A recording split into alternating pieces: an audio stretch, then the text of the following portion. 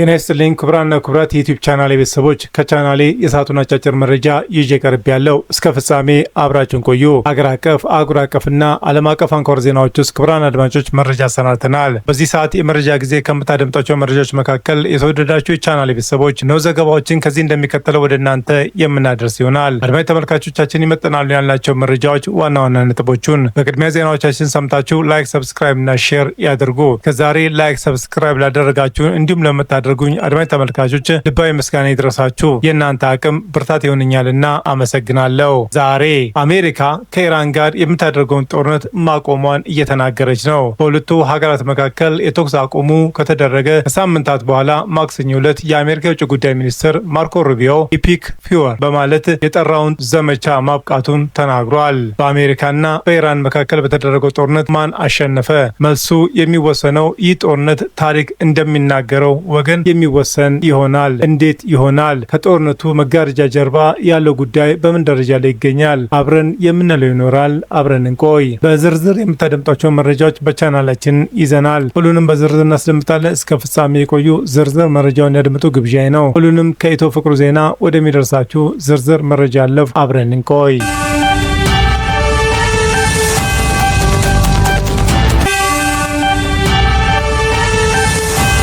የጦርነት አሸናፊው ማን ነው? ከኢራን እና ከአሜሪካ። በኢራን የሀገሪቱ መገናኛ ብዙሃን የዓለም ሀያላንን ጦርነት ጥምረት መቋቋማቸውን እና ማሸነፋቸውን ዘግበዋል። በአሜሪካ በኩል ደግሞ ፕሬዚዳንት ዶናልድ ትራምፕ እና አስተዳደራቸው ዓላማቸውን እንዳሳኩና ድል እንደተቀዳጁ ይናገራሉ። ነገር ግን በአደባባይ ከሚናገሩት አስተያየቶችና ከሚወጡ መግለጫዎች ባሻገር ከመጋረጃው ጀርባ የሚደረጉ ድርድሮች ከጦርነቱ ባልተናነሰ ወሳኝ የሆኑ መጥተዋል።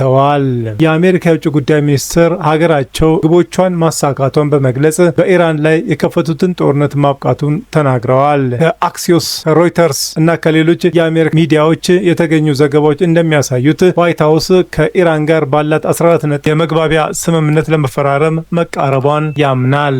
ሰነዱ በኢራን የኒውክሌር ፕሮግራም፣ በሆርሞዝ የባህር ወሽመጥና በሰፊው ቀጠና ውጥረቶች ላይ ቀጣዩን ድርድር ለማድረግ የሚያስችል ማዕቀብ ይፈጥራል። የኢራን የውጭ ጉዳይ ሚኒስትር ቃል አቀባይ ሀገሪቱ እቅዷን እየገመገመች መሆኑንና ምላሿን በፓኪስታን በኩል እንደምታሳውቅ ነገር ግን አንዳንድ ከፍተኛ የኢራን ፖለቲከኞች አስቀድሞ በይፋ ውድቅ አድርገውታል።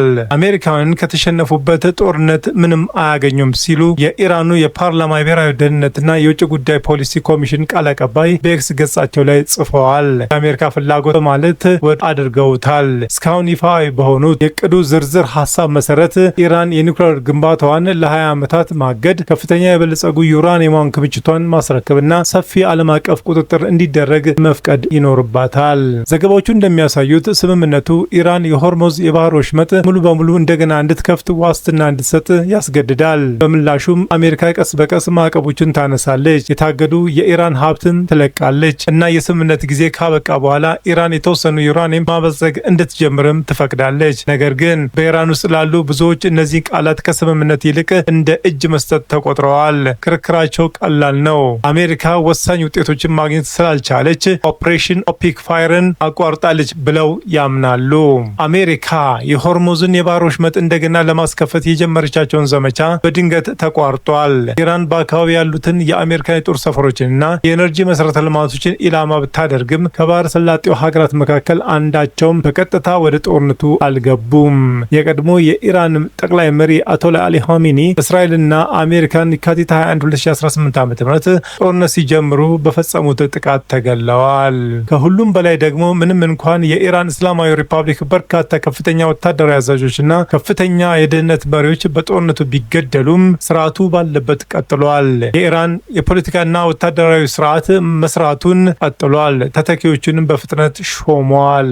ከጦርነቱ በፊት አንዳንድ ምዕራባውያን ባለስልጣናትና ተንታኞች ፈጣን ወታደራዊ ዘመቻ ከከፍተኛ የኢራን መሪዎችና አዛዦች መገደል አዲስ ተቃዋሚዎችን ሊያስነሳና ምናልባት ስርዓቱን ሊጥል እንደሚችል ያምኑ ነበር። ያ ግን አልሆነም። ከጦርነቱ በፊት በነበሩት ወራት ኢራንን ያናወጡት ተቃዋሚዎች በአብዛኛው ከጎዳና ላይ ጠፍተዋል። የጸጥታ ኃይሎችም ቁጥጥራቸውን አጠናክረዋል፣ እስሩንም ጨምረዋል። አንዳንድ የሞት ቅጣቶችም ተፈጽመዋል። በተመሳሳይ ጊዜ የመንግስት መገናኛ ብዙሃንም በበርካታ ከተሞች መንግስትን የሚደግፉ ሰልፎችንም በተደጋጋሚ ሲካሄድ አሳይተዋል። ተናግረዋል። የኢራን ዋነኛ ተደራዳሪ ሞሐመድ ባጋር ጋሊባፍ በዚህ መልክ መቀጠል ለአሜሪካ የሚያዋጣ እንዳልሆነ እናውቀዋለን፣ እኛ ግን ገና አልጀመርንም ሲሉ ተናግረዋል። የኢራን ፓርላማ አፈ ጉባኤና ዋና ተደራዳሪ መሐመድ ባጋር ጋሊባፍ በቅርቡ አሁን ባለው ሁኔታ መቀጠል ለዩናይትድ ስቴትስ አዋጭ አለመሆኑን በሚገባ እናውቃለን፣ እኛ ግን ገና አልጀመርንም ሲሉ ተናግረዋል። ለኢራን አመራር በህይወት መትረፍ ብቻ ድል ሊሆን ይችላል። በተለይም ቴህራን በአካባቢና በእስራኤል እንዲሁም በአሜሪካ ጦር ሰፈሮችና በሲቪል መሰረተ ልማቶች ላይ ያደረሰችው ጉዳት ስትመለከት ድሏን ታላቅ እንደሆነ ልታውጅ ትችላለች። ለዚህ ነው ቴህራን ሌላ ዙር ጦርነት ቢመጣ ግድ እንደማይሰጣትና ዝግጁ መሆኗን እየገለጸች ያለችው። የኢራን ባለስልጣናት ከተቃዋሚዎች ይልቅ ኢኮኖሚያዊና ወታደራዊ ጫናን እንዲሁም የተራዘመ ጦርነትን የበለጠ የመቋቋም አቅም እንዳላቸው ያምናሉ። ኢራን አሁን የሆርሙዝን እንደገና መክፈት እንደ ስምምነት ሳይሆን እንደ መደራደሪያ መሳሪያ አድርጋ ትመለከተዋለች። በተጨማሪ የሆርሙዝ የባህር ወሽመጥ መዘጋት ኢራን አሁንም በዓለም ኢኮኖሚ ላይ ምን ያህል ተጽዕኖ እንዳሳደረች ያሳያል ብለው ያምናሉ። ወሽመጡ ከዓለም ነዳጅና ጋዝ መተላለፊያ በላይ መሆኑ ተረጋግጧል። የአካባቢው ጸጥታ መደፍረስ የመርከብ ጭነትንና የምግብ አቅርቦትን፣ የኢንሹራንስ ወጪንና ሰፊ ዓለም አቀፍ ንግድን አስተጓጉሏል። ኢራን አሁን የሆርሙዝን ወሽመጥን እንደገና መክፈት እንደ ስምምነት ሳይሆን እንደ መደራደሪያ መሳሪያ አድርጋ ትመለከተዋለች። ይህ ለቀጠናው ሰፊ መዘዝ ሊያስከትል ይችላል። ኢራን ከግጭቱ በኋላ ጠንክራ ትወጣ ይሆን? በተለይም በጦርነት ወቅትም የአሜሪካን የጦር ሰፈሮች ያስተናገዱት ወይም በተዘዋዋሪ የአሜሪካና የእስራኤል ዘመቻዎች የደገፉ ጎረቤት ሀገራት ላይ ከእንደብርቱ ሆና ልትወጣ ትችላለች። ኢራን በጦርነቱ ከፍተኛ የጦር አዛዦቿን አጥታለች። በርካታ መሰረተ ልማቶችም ወድመዋል። ይህ ማለት ኢራን የፈለገችውን ሁሉ አሳካች ማለትም አይደለም። ሀገሪቱ ከፍተኛ ጉዳት ደርሶባታል። ከፍተኛ ወታደራዊ ባለስልጣናትና ቁልፍ መሰረተ ልማቶቿን አጥታለች። እንዲሁም ተቃዋሚዎችን ሊያቀጣጥሉ የሚችሉ ከፍተኛ የኢኮኖሚ ጫና ውስጥም ትገኛለች። አሜሪካና እስራኤል በተራራቁ የጦር መሳሪያዎችና የስለላ አቅማቸው ኢራን ውስጥ ዘልቀው በመግባት መምታት እንደሚችሉ አሳይተዋል። ነገር ግን ጦርነቶቹ ሁልጊዜ የሚወሰኑት በጦር ሜዳ ብቻም አይደለም። ይህ ግጭት በመጨረሻ በጦርነቱ በራሱ ሳይሆን ለማስቆም በተደረገው ድርድር ውጤት ሊመዘን ይችላል። አሜሪካ ኢራንን ወደ ወሳኙ የኒውክሌር ስምምነት እንድትገባ ካስገደደች አሜሪካ ስኬታማ ትሆናለች። ቴህራን በቀጠናው ያላትን ተጽዕኖ ካስጠበቀች እና የኒውክሌር መርሃ ግብሯን በቋሚነት መቀጠል ከቻለች ኢራን በምትኩ ድል ትነሳለች። ይህ ግጭት በመጨረሻ በጦርነት ሳይሆን ያንን ለማስቆም በተደረገው ድርድር ውጤት ሊፈተሽ ይችላል።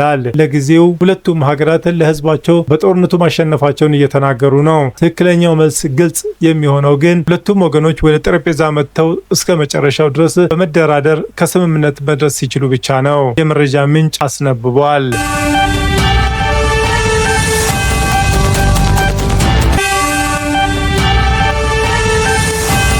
ቻናሌን ስትከታተሉ ስለቆያችሁ ታላቅ አክብሮት አለን። ውድ ቻናሌ ተከታታይ ቤተሰቦች በመላው ዓለምና በእግር ቤት ላላችሁ ሁሉ በየዕለቱ ስኬት እንዲገጥማችሁ እንመኛለን። ዜናዎቻችን ሰምታችሁ ላይክ፣ ሰብስክራይብ እና ሼር ማድረጉ እንዳይዘነጋ፣ እንዲሁም ድጋፋችሁ አይለየን። በሌላ መረጃ ተመልሰን እስክንገናኝ በያለንበት ቦታ ሰላምና ጤና ይብዛልን።